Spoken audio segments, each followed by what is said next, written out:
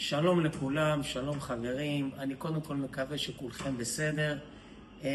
אני מקבל הרבה מאוד פניות לגבי נזקי מלחמה, נזקי דירות ליתר דיוק, ואני רוצה ככה פעם אחת לנסות ולעשות סדר.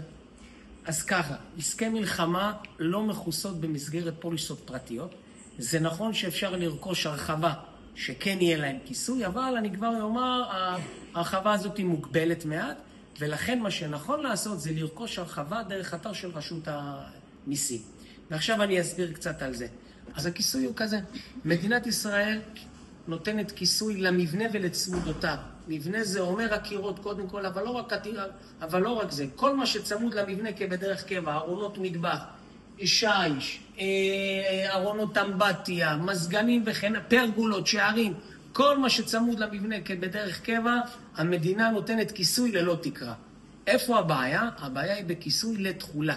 מה זה תחולה? כל מה שהוא לא מבנה.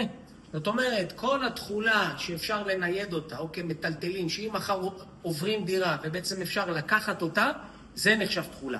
לתחולה הזאת יש מגבלה. אם ניקח דוגמה, זוג פלוס 3 ילדים עד 120,000 שקל. לכן, מי שיש לו תחולה בבית, ושימו לב, אני עוד פעם חוזר על זה כי זה חשוב, תחולה זה כל מה שלא מבנה.